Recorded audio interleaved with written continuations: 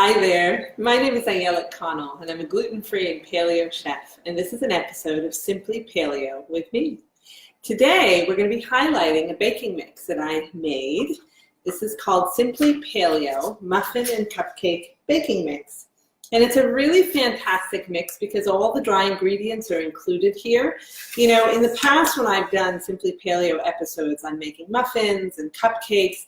It's a pretty simple recipe, but there's a lot of different alternative flours that you need to use. And it can feel overwhelming for sure, and also on the pocketbook because of course you have to buy all the different flours.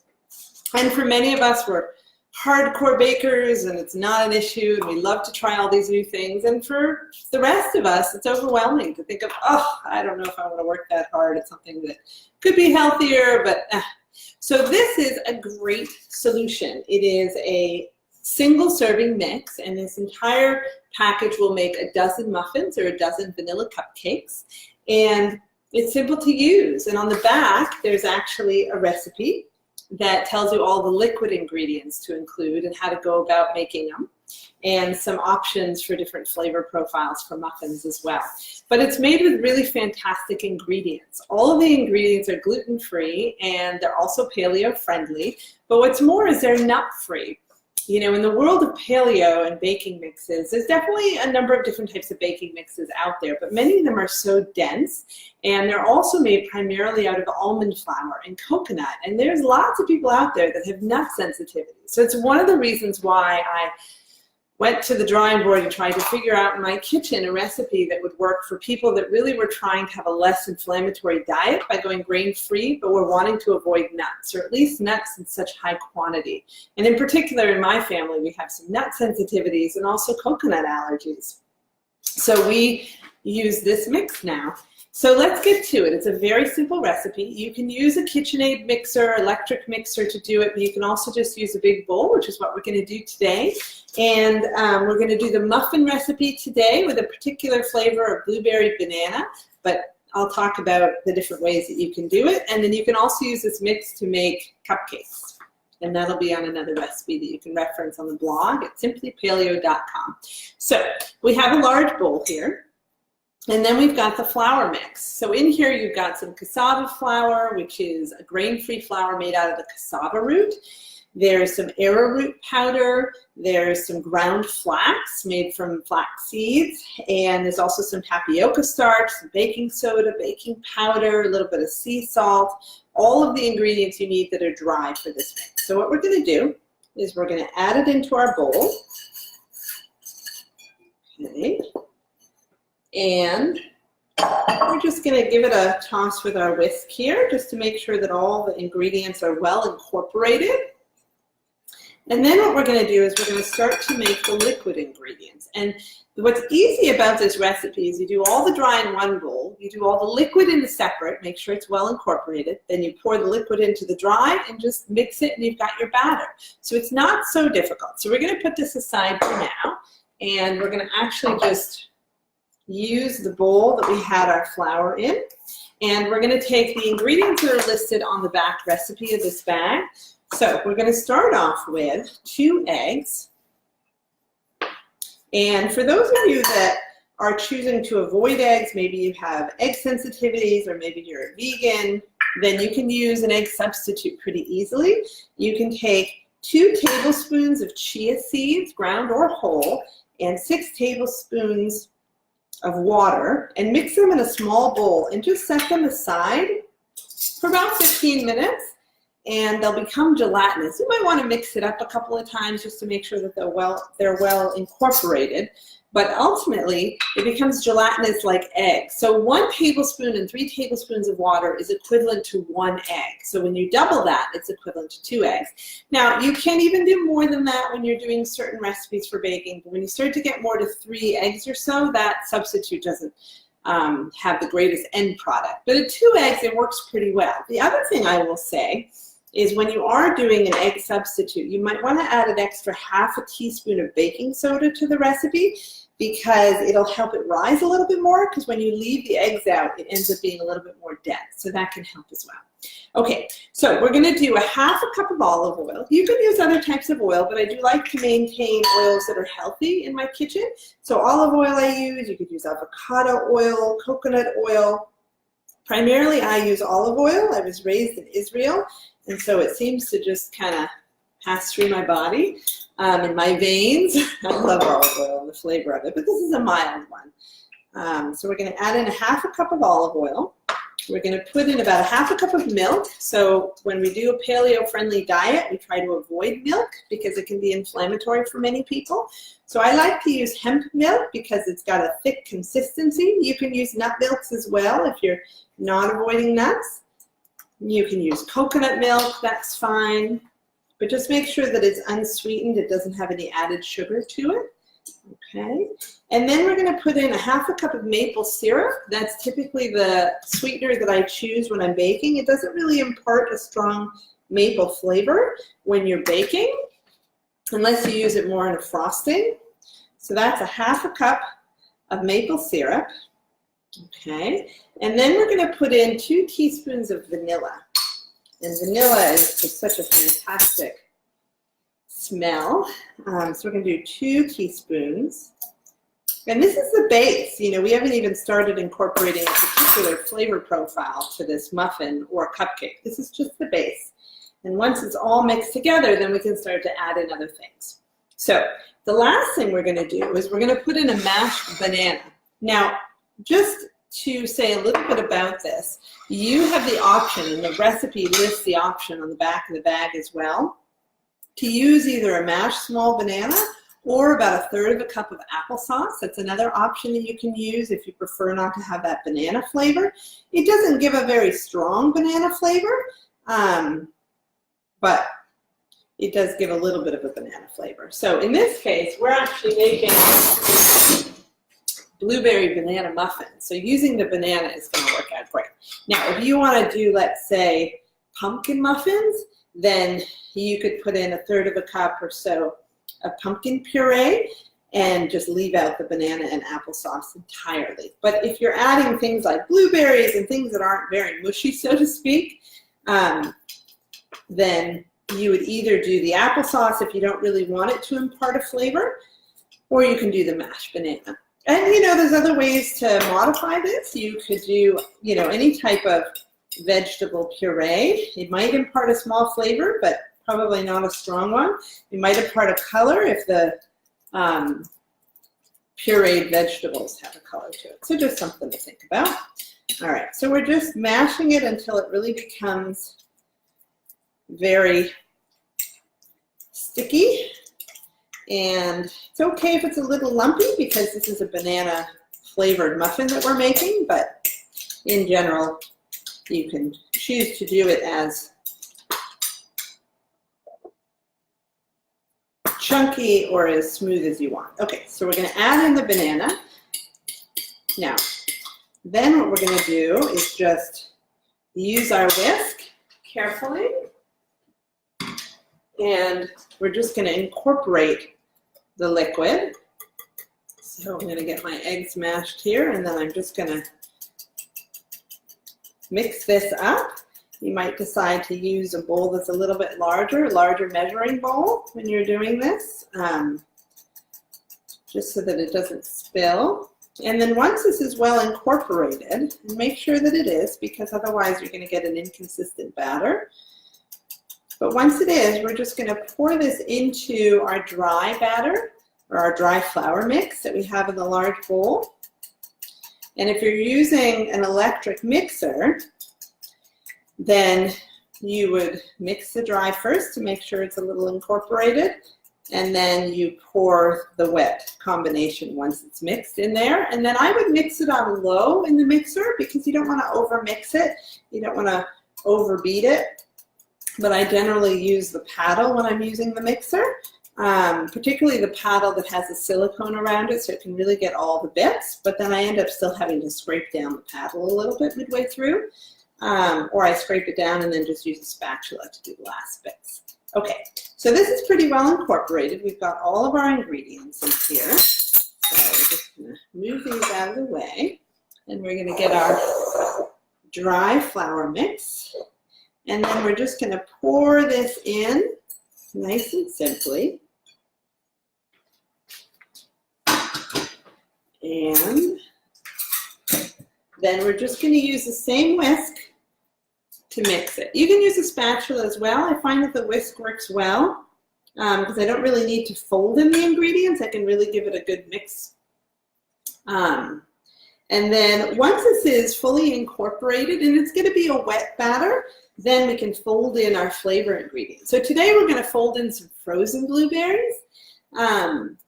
But there's just so many options. You can do pumpkin ones, and again, if you do pumpkin, you're going to put in, about a third of a cup of pumpkin puree, but then you can leave out the banana or the applesauce. But a lot of times I'll do banana chocolate chip muffins, and so the banana's already in the batter, of course, but then I might take a third of a cup or so of chocolate chips and just fold it in at the end, like I'm going to do with the blueberries. Or I've done lemon poppy seed, where I might put a tablespoon of poppy seeds into the dry flour mix, and then in the wet mix I put in maybe the juice of a lemon or a half a lemon. You could even put a little bit of lemon extract. You can zest in some fresh lemon rind. It just depends on how lemony you like it, so you can play around with the recipe. I've done, if you are able to do nuts, you could do banana walnut, or you just chop up the walnuts or pecans and fold them in. There's just so many options. And then a lot of times I'll do vegetable versions where I'll grate carrot and zucchini, and then I will take the carrot and zucchini and squeeze them a little bit to get some of the juice out, and then I'll actually put that in with the dry flour mix to dry it out a little bit more. And then I'll either use banana, so it's almost like a banana zucchini carrot bread, but in a muffin form, or you can use the applesauce. And that makes a really delicious snack. And a lot of times I'll send these muffins to school with my kids for their morning snack, and it's such a great strategy. And it's not free. A lot of the schools today, at least in snack time, because it's in the classroom versus lunch, which is in the cafeteria, for snack, they really request that you don't bring in any nuts, any tree nuts, any peanuts, because there's too many kids today that are sensitive. So, for the younger kids, I might write on the bag, no nuts, so the teacher's not worried. And of course, my older kiddo is very articulate and able to tell the teacher, oh no, there's no nuts in here, as he's wolfing it down. But they're very lucky kids. Now you can also do an apple spice muffin. Sometimes what I'll do is I'll take an apple and I'll peel it and I'll chop it up, and then I'll saute it with some cinnamon and a little bit of olive oil. And then when it's really soft and cooled down a bit, I'll chop it up into chunks. And then I'll just fold it in at the end. And then in the dry flour mix, I'll put in maybe a half a teaspoon of cinnamon. If I like to have a little bit of a kick, I might put in even a quarter teaspoon of nutmeg, a pinch of cloves, maybe a little bit of ginger. It just depends. And I might even sprinkle a little bit of cinnamon on top of the muffins when they're in the muffin tin before I put them in the oven. But that is a delicious, delicious muffin. When I do the pumpkin muffins, I usually add a half a teaspoon of cinnamon to the mix as well. And again, sometimes I might put in the nutmeg and the cloves. Okay, so we've got the batter, and you can see it's a wet batter, but it's pretty incorporated. It's still a little chunky because of the banana bits, and you can see some of the specks from the ground flax, but it's perfection. So what we're going to do is we're actually going to get this whisk in the sink so that it doesn't get in our way. And then we're going to get our spatula so we can fold in the blueberries. Now, these are frozen blueberries, and I took them out a little bit earlier this morning, so they're kind of wet. So I'm going to try and not put in any of the juice that's in here, but it's probably going to be near impossible. But generally, when I do these, I take them right out of the freezer when I'm putting them into the batter, so they really don't impart too much of that blueberry juice. But at any rate, there we go. And now I'm just going to fold. And the only reason why I try to avoid the blueberry juice is if I fold it in too much, it's going to leave this blue tint to the muffins. But in this case, they're just sort of ribbons of blue, which is pretty cool. Okay, so what I like to do, I think I just got some muffin batter on my face. What I like to do is use an ice cream scooper to get this into the muffin tin because it makes it a lot easier to get the right proportions. So I've got my muffin tin here, which is actually a porcelain muffin tin, so it's not really a tin. And I put in the baking cups. And I like to use baking cups that are made out of parchment paper. I find that they're much easier to peel off. The food doesn't tend to stick to them. But this is also an unbleached version, which I really like. So of course, it's one less toxin to put into our body. So what we're going to do is we're going to scrape the batter off the spatula, and then we might need this later, so we'll put this here. And then what we're going to do is put this in with our scooper, and you're just going to scoop it in and then put it right over the cup and then tilt and put it in. It's going to be about 3/4 full, maybe even a little bit more, maybe 4/5. It's okay if it doesn't hit exactly. If it gets on the muffin tin, it comes off so easily. So we're just going to get it in. And then after that, I preheated the oven to 350, which it says on the directions of the mix. So that's simple, and it's already preheated, which is helpful because you don't want to put it in before it's preheated because then the cooking time is going to get all out of kilter a little bit. So once it's in there, my general trend is to put it in for 24 minutes, but it really depends on the oven. If your oven has convection, it's probably closer to that. If it doesn't, it might take 25 minutes, maybe even a little bit more. If it's a really filled muffin batter, then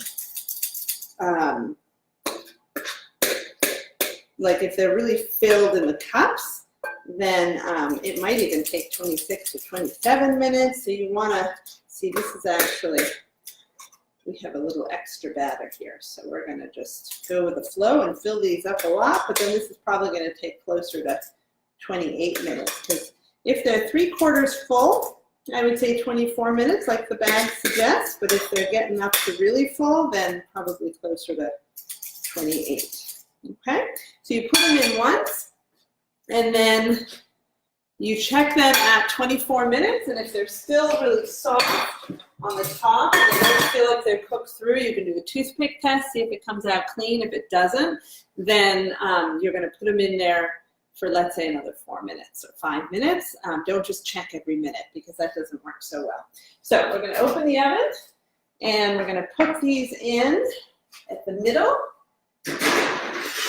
And then we're going to put our timer on. Let's see here, 20 minutes, start. Okay, so I made some muffins earlier, just in essence of time, so that we can have some to show you the texture of and do a taste test. So you can see that these came out, they're so plump, and they're filled with blueberries. And we're going to give them a try and see how easily the parchment paper baking cups come off. So let's see here. What I'm going to do is cut open in the middle of this so that you can see the texture. Normally I would just be eating it, you know, haphazardly and not in such a pretty fashion. But I'm going to show you this just so you can see how moist these are. These muffins are so moist, and you can see, of course, all the blueberries. That's really simple to do. You just fold them in at the end before you put them in the oven. But really, really moist and well cooked through. So we're going to do a taste test.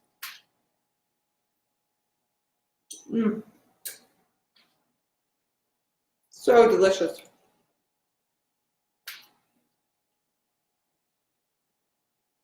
The first thing I taste is just the texture, the moisture, and how I said it's just super, super moist. The blueberries are sweet and delicious. I can taste some of the banana and definitely the vanilla. It has a wonderful, wonderful flavor. Really, the sky's the limit. You're only limited by your own creativity as far as what flavors you put in here. But the base is so simple to do. You just have the Simply Paleo baking mix, which is all your dry ingredients, and then the simple, really healthy liquid ingredients that you can mix in as well. Then you've got your muffin batter. And of course, remember, without folding in the blueberries, you've got your vanilla cupcake batter, which is perfect for frosting, all kinds of delicious frostings on top. So check out my blog at simplypaleo.com. And next week, I'll be posting video on how to make vanilla cupcakes and a decadent chocolate frosting. So you should check that out as well. And I'm so glad you joined. And as always, I love to hear from you. Any ideas or cravings or wish list, things you'd love to learn how to make in a more paleo way, a less inflammatory way, please check me out on my blog, simplypaleo.com. And thanks so much for tuning in.